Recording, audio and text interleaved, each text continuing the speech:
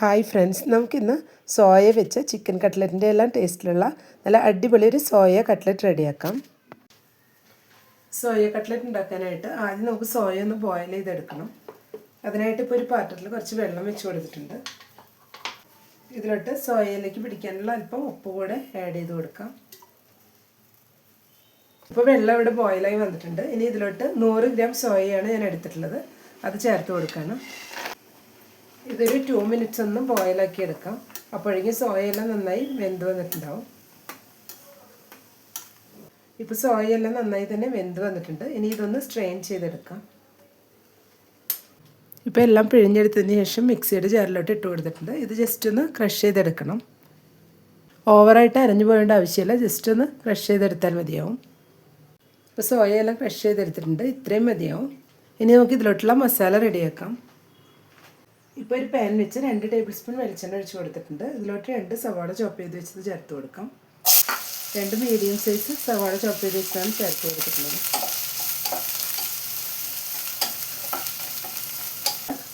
2 പച്ചമുളക് കട്ട് ചെയ്ത് വെച്ചതും കുറച്ച് വേപ്പില കട്ട് ചെയ്ത് വെച്ചതും കൂടെ ചേർത്ത് കൊടുക്കാം.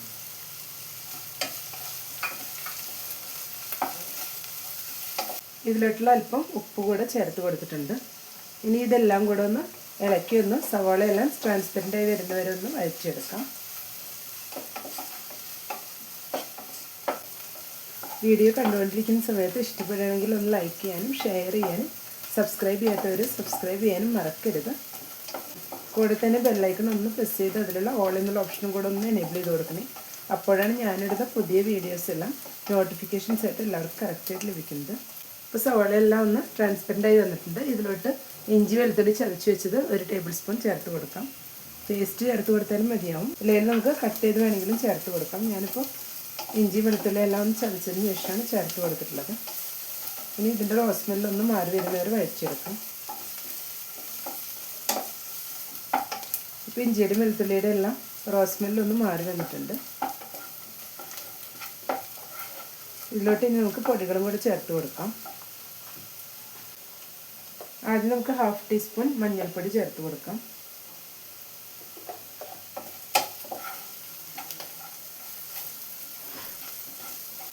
1 ടീസ്പൂൺ മുളക് പൊടി ചേർത്ത് കൊടുക്കുന്നുണ്ട്. 1 table spoon Kashmiri chilli powder ചേർത്ത് കൊടുത്തിട്ടുണ്ട്. ഇതിലോട്ട് 1/2 ടീസ്പൂൺ ഗരം മസാല പൗഡർ ചേർത്ത് കൊടുത്തിട്ടുണ്ട്. 1 ടീസ്പൂൺ മീറ്റ് മസാല പൗഡർ ചേർത്ത് കൊടുക്കാം. 1 ടീസ്പൂൺ പെപ്പർ പൗഡറും കൂടെ ചേർത്ത് കൊടുക്കുന്നുണ്ട്. ഇനി ഇതെല്ലാം കൂടെ ഒന്ന് മിക്സ് ചെയ്തെടുക്കാം. ലോ ഫ്ലെയിമിൽ വെച്ചതിന് ശേഷം നമ്മൾ ഇതുപോലെ ഒന്ന് മിക്സ് ചെയ്ത് കൊടുക്കണം. ഇല്ലെങ്കിൽ പെട്ടെന്ന് തന്നെ മസാലയെല്ലാം കരിഞ്ഞു പോകും. ഇപ്പോൾ എല്ലാം കൂടെ ഒന്ന് മിക്സ് ചെയ്തെടുത്തിട്ടുണ്ട്.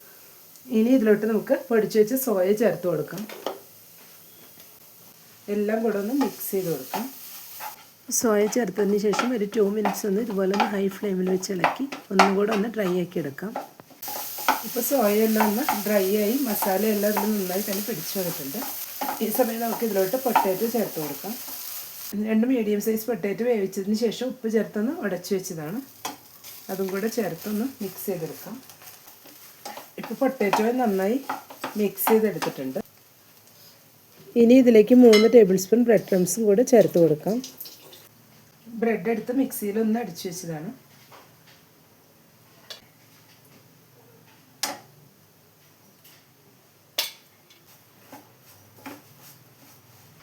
ഇപ്പോൾ എല്ലാം കൂടെ ഒന്ന് നന്നായി തന്നെ ഒന്ന് മിക്സ് ചെയ്തെടുത്തിട്ടുണ്ട്. ഇനി നമുക്ക് ഫ്ലെയിം ഓഫ് ചെയ്ത് ഇതൊന്ന് ചൂടാറി വരുന്നവരെ വെയിറ്റ് ചെയ്യാം. മസാല ഇവിടെ ചൂടാറി വന്നിട്ടുണ്ട്. ഇനി നമുക്ക് ഇതൊന്ന് ഷേപ്പ് ചെയ്തെടുക്കാം.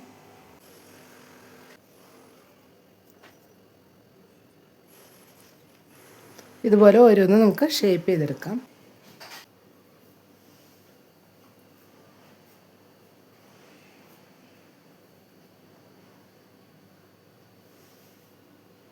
ഇപ്പോൾ എല്ലാം ഒന്ന് ഷേപ്പ് ചെയ്തെടുത്തിട്ടുണ്ട്. ഇനി ഇതൊന്ന് എഗ്ഗിലും ബ്രെഡ് ക്രംസിലും കൂടെ ഒന്ന് ഡിപ്പ് ചെയ്ത് ഫ്രൈ ചെയ്തെടുക്കാം.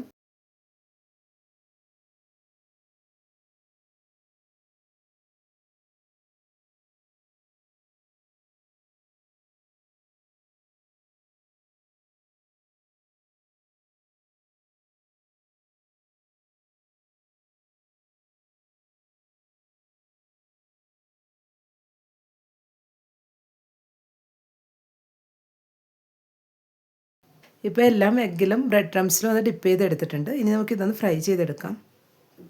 ഇപ്പോൾ ഒരു പാൻ വെച്ച് ഓയിലൊഴിച്ച് ചൂടായി വന്നിട്ടുണ്ട്. ഓയിൽ നല്ല ചൂടായതിന് ശേഷം ഒരു മീഡിയം ഫ്ലെയിമിൽ വെച്ച് കൊടുക്കാം.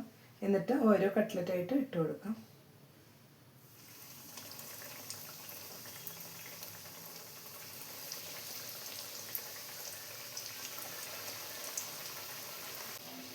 ഇപ്പോൾ ഒരു സൈഡൊന്ന് മൊരിഞ്ഞ് വന്നിട്ടുണ്ട്. ഈ സമയം നമുക്കിതൊന്ന് മറിച്ചിട്ട് കൊടുക്കാം.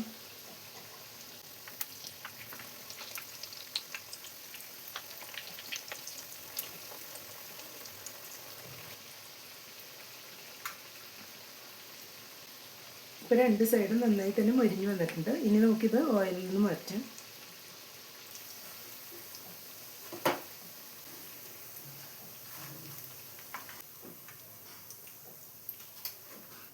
ഇതുപോലെ ബാലൻസുള്ള കട്ട്ലറ്റും കൂടെ നമുക്ക് ഫ്രൈ ചെയ്തെടുക്കാം.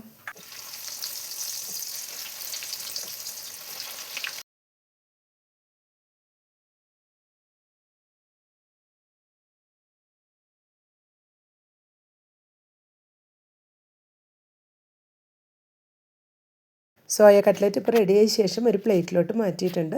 അപ്പോൾ എല്ലാവരും ഒരു തവണയെങ്കിലും ഇതുപോലെ ഒന്ന് ട്രൈ ചെയ്ത് നോക്കുക. ഇഷ്ടപ്പെട്ടെങ്കിൽ ലൈക്ക് ചെയ്യാനും സബ്സ്ക്രൈബ് ചെയ്യാനും കൂടെ തന്നെ ഫീഡ്ബാക്ക്സ് ഉണ്ടെങ്കിൽ അറിയിക്കാനും മറക്കരുത്. താങ്ക്